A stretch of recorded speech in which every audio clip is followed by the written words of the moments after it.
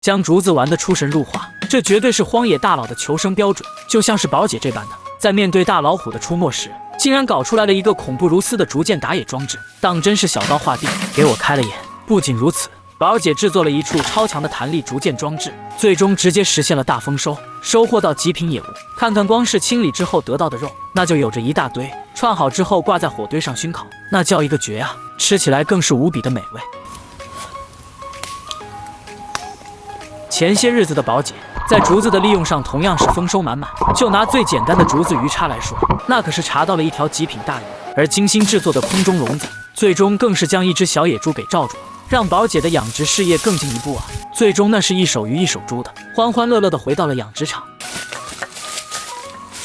距离上一次成功捕获小野猪并品尝了鲜美的烤鲫鱼，已经过了几天的宁静时光。今天，宝姐再次踏上了她热爱的山野之旅，她的眼中闪烁着对未知的渴望和对挑战的热情。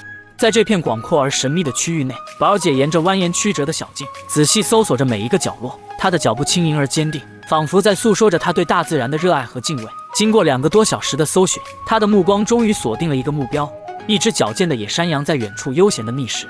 宝姐心中一喜，她知道自己的机会来了。她迅速调整了呼吸，放慢了脚步，开始小心翼翼地接近那只野山羊。她翻过了一个又一个岩石，绕过了一片又一片灌木丛，终于来到了一个相对隐蔽的岩壁下方。在这里，她发现了野山羊留下的痕迹，一些细小的颗粒物和脚印。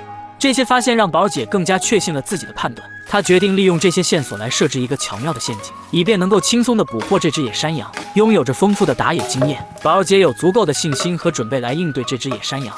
宝姐在山羊经常出没的路线上选择了一个靠近竹子的区域作为陷阱的地点。她利用自己熟练的劈砍技巧，从竹林中砍下了几根粗壮的竹子，然后她开始忙碌地制作起陷阱来。她先是用竹子劈砍出了几根带有2把竹剑的竹筒，这些竹筒的长度约为40厘米，非常适合用来制作陷阱。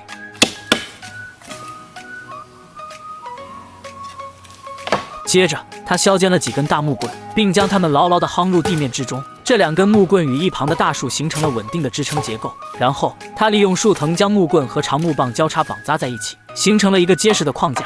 这个框架是陷阱的关键部分，它将提供足够的弹力来击倒猎物。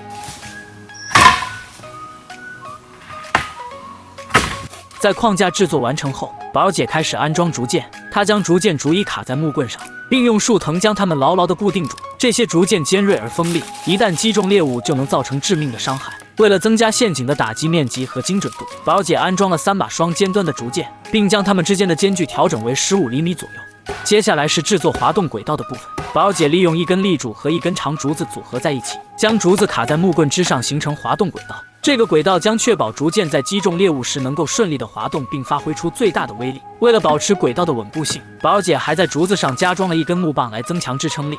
最后一步是安装触发装置和伪装陷阱。宝姐在竹箭位置处绑上一根绳子，并通过拉动绳子来测试陷阱的灵敏度。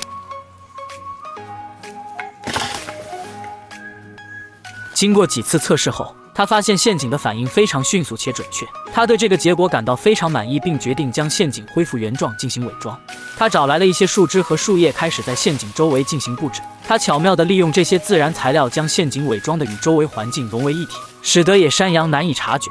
同时，他还在道路的左右两侧设置了拦截物，只留下了竹箭所在的通道作为唯一的通道。这样一来，野山羊在经过这里时，基本上就会被引导到陷阱中，从而中招。经过一番精心布置后，宝姐对自己的陷阱充满了信心。处理完陷阱后，宝姐的肚子已经咕咕作响，饥肠辘辘。她奔波在远山之间，又忙于布置陷阱，早已疲惫不堪，急需一顿饱餐来恢复体力。幸运的是，她发现了一片小棵的棕榈树，这简直是意外的收获。宝姐眼中闪过一丝欣喜，她迅速挥动手中的刀，将棕榈树砍倒。她小心翼翼地剔除掉带有尖刺的外皮，只留下了中心的柔软部分。棕榈树心，这里的棕榈树不仅数量不少，而且个头适中，收集起来十分方便。因此，宝姐一口气砍下了好几棵棕榈树，准备用它们来填饱肚子。她满心欢喜地收集着棕榈树心，同时也不忘收集一些干柴火以备后用。手中抱着满满的棕榈树心，她朝着庇护所的方向返回。那一刻，她的心中充满了期待和喜悦，仿佛已经闻到了棕榈树心烤熟后的香味。回到庇护所后，宝姐迫不及待地升起了火堆。她将还带有外皮的棕榈树心放在炭火之上，开始慢慢地炙烤。虽然外皮看起来漆黑无比，但宝姐知道只要去掉外皮，里面的树心就会露出细嫩的肉质。经过一番耐心的炙烤，宝姐终于等来了期待的时刻。她取出打野刀，小心翼翼地削去外皮，露出了里面金黄色的树心。这些树心虽然看起来不大，但吃起来却格外香甜，充满了淀粉和糖分的味道，让宝姐大呼过瘾。她一口气吃了5-6根树心，虽然每一根能食用的部分并不多，但总量上却相当可观。宝姐感到前所未有的满足和舒适，仿佛所有的疲惫都烟消云散了。经过一夜的美梦后，宝姐一早就迫不及待地前往陷阱的位置。当她靠近陷阱时，眼前的一幕让她惊喜不已。陷阱中竟然捕获了一只超大的野山羊，这只山羊被逐渐精准地击中要害部位，早已没有了气息。宝姐迅速将山羊从陷阱中取出，并在其脚部绑扎上绳子，以方便携带。她估摸着这只山羊的重量至少有40-50斤，这绝对是一笔巨大的收获。她利用长木棍将山羊提溜起来，扛在肩上，然后离开了陷阱的位置。走在回庇护所的路上，宝姐心中充满了喜悦和成就感。她知道这次的成功真的是来之不易。回到庇护所后，宝姐并没有急于将捕获的野山羊出手，而是决定将其留作自用。她深知这只山羊的珍贵，不仅肉质鲜美，而且能提供长时间的口粮。于是，她开始有条不紊地处理起这只山羊来。宝姐首先细心地清理了山羊的皮毛和内脏，将整只山羊处理得干干净净。接着，她熟练地将山羊分割成大小均匀的羊肉块，每一块都散发着诱人的肉香。她满意地看着眼前满满一堆的羊肉，心中充满了成就感。为了长期保存这些羊肉，宝姐决定采用熏烤的方式。她在火堆之上搭建起了一个简易的熏烤架子，准备将羊肉进行熏制。她先找来一些结实的竹条，然后在羊肉上仔细地戳出一些小孔，以便后续用竹条穿过羊肉进行绑扎。这只山羊的个头确实不小，纯肉部分估计有30-40斤之多，因此宝姐不得不使用多根竹条来串起这些羊肉。她耐心地串了3-4根竹条的羊肉，直到将整个山羊都处理完毕。完成串肉的工作后，宝姐将羊肉放置在熏烤架子上进行熏烤。她不断调整火候和熏烤时间，确保羊肉能够均匀受热并充分熏制。不久后，整个庇护所都弥漫着羊肉的香气，让人垂涎欲滴。当然，宝姐也没有忘记今天的晚餐。她挑选了几块小一些的羊肉块，用竹子夹住放在火堆旁烤制。随着时间的推移，羊肉的香气越来越浓，让人忍不住想要品尝一口。当羊肉烤得金黄酥脆，肉香四溢时，宝姐终于将它们取了下来。她利用打野刀将羊肉切割成小块，然后迫不及待地开始享用这顿美味大餐。羊肉的鲜美和微微的膻味交织在一起，形成了独特的口感，让宝姐吃得津津有味。她一口气吃了个12分饱，满足地靠在火堆旁休息起来。宝姐不仅收获了满满的羊肉储备，还享受了一顿美味的晚餐。她深知这样的好运气不是常有的，因此倍感珍惜。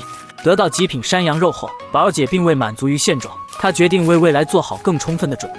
于是，她毅然决然地踏上了从未涉足的雨林深处，开始了新的探险之旅。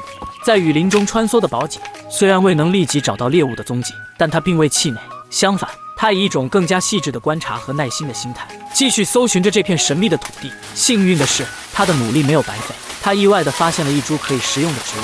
宝姐欣喜地将这株植物拔起，然后利用她熟练的打野刀技巧，将根系的外皮砍去，露出了里面洁白的根茎块。这种植物根茎富含淀粉，味道带有淡淡的甜味，虽不浓烈，但足以让宝姐感受到一种清新的口感，就像是品尝着不太甜的生红薯一般。补充了能量之后，宝姐更加有信心地继续搜寻野物。果然，她的努力得到了回报，她发现了野物的活动痕迹。这片区域距离庇护所相当远，对于宝姐来说也是全新的领域。她深知这是一个难得的机会，因此决定设置一个更加狠辣的陷阱。宝姐迅速行动起来，砍来了几根粗壮的大竹子。她利用打野刀对着竹身劈砍，不一会儿便砍出了大量的孔洞，每一根竹子上都有着7-8组的孔洞。接着，她又制作出40-50厘米长的竹片作为攻击部位。这些竹片经过她的巧手劈砍，尖端变得异常尖锐。制作完竹剑后，宝姐并没有急于将它们安置到陷阱中，她先是将短木棍串在竹子的两端，使它们形成一个整体。随后，她才开始将竹剑倒立安装到每一个竹筒之中，竹剑的尖端部分则朝向外面，形成了一个致命的陷阱。从远处望去，宝姐的陷阱装置就像一座剑山般壮观。她相信，即使是100斤之重的超级野猪被击中，也会受到极大的创伤，而对于40-50斤的野猪来说，恐怕当场就得命丧黄泉。完成了竹子装置部分后，宝姐开始着手布置陷阱。她砍来大量的大木棍，将它们夯入地面作为支撑轴。接着，她利用另一根长木棍和短木棍的巧妙组合，实现了上下摆动的功能。短木棍的右端绑上绳子，左端则搭设上竹箭。当拉动绳子时，竹箭会被抬起，而当绳子被松开时，竹箭便会迅速落下。为了确保陷阱的隐蔽性和安全性，宝姐在绳子的末端连接了一个触发装置。一旦野物路过竹箭下方并触动触发装置时，竹箭便会砸落下来将其捕获。在精心布置完陷阱之后，宝姐并未满足，她环顾四周，觉得还需要给陷阱增加一些伪装，以更好地诱捕猎物。于是，她开始在陷阱周围插上树枝，又在顶部覆盖上一层层的树枝和树叶，使得整个陷阱更加隐蔽，难以被猎物察觉。为了确保万无一失，宝姐还特地砍下一根竹子，精心制作了一把超大的长矛。她想着，如果陷阱未能完全制服猎物，这把长矛就能派上用场，进行补刀。然而，就在宝姐忙碌于最后的准备工作时，她突然察觉到了不远处的异动。她小心翼翼地退后，同时警惕地观察着四周的动静。这一看不要紧，她竟然发现了一只大老虎。那威猛的身躯、独特的纹身，让宝姐瞬间心生恐惧。她明白，自己的陷阱虽然巧妙，但对付这种丛林之王显然是力不从心的。宝姐当机立断，转身就跑。她穿过自己精心布置的陷阱，心中虽然惋惜，但求生的本能让她毫不犹豫地选择了逃离。身后传来了一声陷阱落下的声音，但她没有回头，只是加速奔跑，直到回到了庇护所才松了一口气。一夜过去，次日宝姐的胆子似乎又大了起来。她拿起长矛，小心翼翼地再次前往陷阱所在的山林。虽然她知道昨晚的大老虎很可能已经逃之夭夭，但她还是抱着一丝侥幸心理，希望那只老虎已经领盒饭了。然而，当她来到陷阱处时，眼前的景象让她失望了。陷阱确实被触发了，竹箭散落一地，但周围却连一滴血都没有留下。显然，那只大老虎成功地逃脱了。宝姐不禁感叹，即使是在精巧的陷阱，在绝对的力量面前也显得如此无力。她收拾起心情和散落的竹箭，还是决定离开这一处区域，毕竟安全才是最重要的呀。